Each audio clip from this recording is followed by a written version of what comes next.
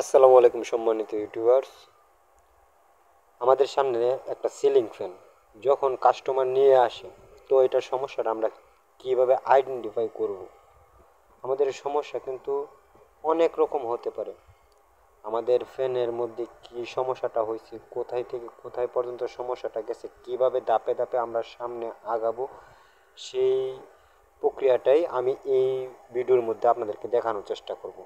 মূলত এই ভিডিওতে আমরা জানার চেষ্টা করব কিভাবে একটা সিলিং ফ্যানের সমস্যা আমরা সম্পূর্ণ আইডেন্টিফাই করতে পারি, যে এটা কী সমস্যাটা হয়েছে সেটা আগে বোঝা।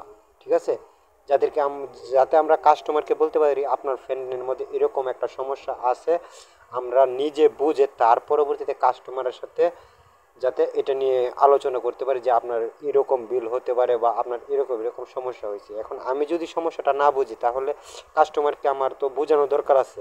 তো সেই দিক খেয়াল করে মূলত আমার এই ভিডিওটা আমরা সর্বপ্রথম কিভাবে ফ্যানটাকে আইডেন্টিফাই করব। তো ভিডিও আর বড় করব না, চলে যাব ভিডিওর মূল পর্বে। তো এর আগে একটা রিকোয়েস্ট, আমার এই চ্যানেলে যারা নতুন তারা অবশ্যই আমার চ্যানেলটাকে সাবস্ক্রাইব করে রাখবেন, আর আমার ভিডিওটা যদি ভালো লাগে থাকে অবশ্যই একটা কমেন্ট করে যাবেন। ধন্যবাদ সবাইকে। তো আর ভিডিও বড় করতে চাচ্ছি না, চলে যাচ্ছি মূল ভিডিওতে। তো চলে আসলাম আমি মূল ভিডিওতে।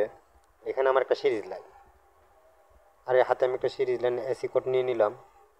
এই যে আমি একসাথে কালেকশন করার সাথে সাথে কিন্তু আমার সিরিজ মিটারটা জ্বলছে। আমি যখন ফ্যানের মেন এসি কোডের কালেকশন করছি তখন জ্বলে না। এখন দেখবো বডি আছে কিনা। আমার ফ্যানে বডি নাই, কিন্তু তবুও চলতেছে না। এখন আমি যেটা করব, এটার সাথে যে ক্যাপাসিটারটা আছে ক্যাপাসিটারটা দেখে নেব ঠিকঠাক আছে কিনা। ঠিক আছে, ফ্যানের যদি ক্যাপাসিটার খারাপ থাকে তো তাহলে কিন্তু ফ্যান চলার কথা না খারাপ থাকলে। হালকা করে একটা টোকা দিয়ে দুইটা একসাথে করে দেবেন, একটা স্পার্ক করে প্লাস এটার সাথে একটা বিকট আওয়াজ হবে। তো আমার এটার মধ্যে এরকম কোনো আওয়াজ হয় না, এটা খারাপ। আরেকটা ক্যাপাসিটার আমি পাশ থেকে নিয়ে নিলাম, এটার মধ্যে স্পার্ক করছি কিন্তু। এই যে এটা ভালো একটা ক্যাপাসিটার। তো এটা দিয়ে কানেক্ট করে আমি আবার দেখার চেষ্টা করবো আমার ফ্যানটা ঘুরে কিনা। আমি সুন্দর করে এটাকে আবার পুনরায় আগের জায়গায় সেট করে নিতেছি, সুন্দর করে কালেকশন করে নেব। ঠিক আছে, কালেকশন করে আবার আমি পূর্বের মতো সিরিজ লাইনের সাহায্যে দেখার চেষ্টা করব আমার ফ্যানটা ঠিকঠাক ঘুরে কিনা। আমার এসি লাইনের লাইন আছে, তার পরবর্তীতে আমার ফ্যানটা ঘুরতেছে না। আমার এসি লাইনে কিন্তু ঠিকই লাইন আছে। এখন মূলত আমার সমস্যাটা হয়েছে যেটা, আমাদের তার ভালো আছে, ক্যাপাসিটার ভালো আছে, ফ্যান ঘুরতেছে না। তার মানে আমার ফ্যানের ভিতরে যে কয়েল আছে কয়েলের মধ্যে সমস্যা হয়েছে। সেটা আমরা কীভাবে আইডেন্টিফাই করবো, আবার আপনারা সিরিজের দিকে খেয়াল রাখবেন। এখানে আমাদের 4টি তার থাকে, আমরা এই তারগুলো সুন্দর করে আলাদা আলাদা বাস করে নেব। এখানে 2টা কালো তার 2টা লাল তার থাকে। ঠিক আছে বন্ধুরা, তারপর আলাদা আলাদা মান দেখবো, এগুলোর একটা মাপ আছে।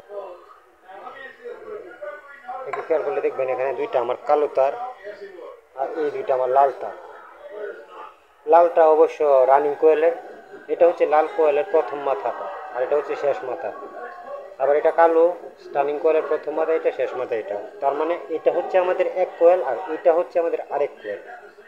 তো আমরা দেখবো আমাদের কোয়েলগুলো মূলত এটার ভিতরে, ফ্যানের ভিতরে 2টা কোয়েল আছে, দুটো কোয়েল আমাদের ঠিকঠাক আছে কিনা। এই জন্য আবার সিরিজ মিটারের সাহায্য নেবেন আপনারা। আবার আমি এসি লাইন প্লাগ ইন করতেছি সিরিজের মাধ্যমে। প্রথম আমরা কালো টার্মিনালটা দেখবো ঠিক আছে কিনা। অবশ্যই আপনার সিরিজ বাল্বের সাথে আমার কাজের একটা মিল থাকবে, আপনারা সিরিজের দিকে কিন্তু খেয়াল রাখবেন। ঠিক আছে, আমার সিরিজটা একটু হালকা পরিমাণ জ্বলছে, তার মানে আমার স্টার্নিং কোয়েল ঠিক আছে। এখন রানিং কোয়েল দেখার পালা। দেখুন ভিউয়ার্স, আমার রানিং কোয়েলে কিন্তু কোনো লাইন রেসপন্স করতেছে না, তার মানে আমাদের রানিং কোয়েলের সমস্যা আছে। ঠিক আছে, তো এটাকে আমরা এক পর্যায়ে ইলেকট্রিশিয়ান ভাষায় কয়েল শর্ট বলে থাকি। এটা এটা কতটুকু কাজ করা যাবে এটা না খুলে কিন্তু বলা যাচ্ছে না। ঠিক আছে, এটা কয়েল শর্ট, এতটুকুই যথেষ্ট। তারপরতে আমরা পরে ফ্যানটা আবার খুলবো, তারপর আপনাদেরকে ফুল ভিডিওটা দিব। আজকের মতো এই পর্যন্তই।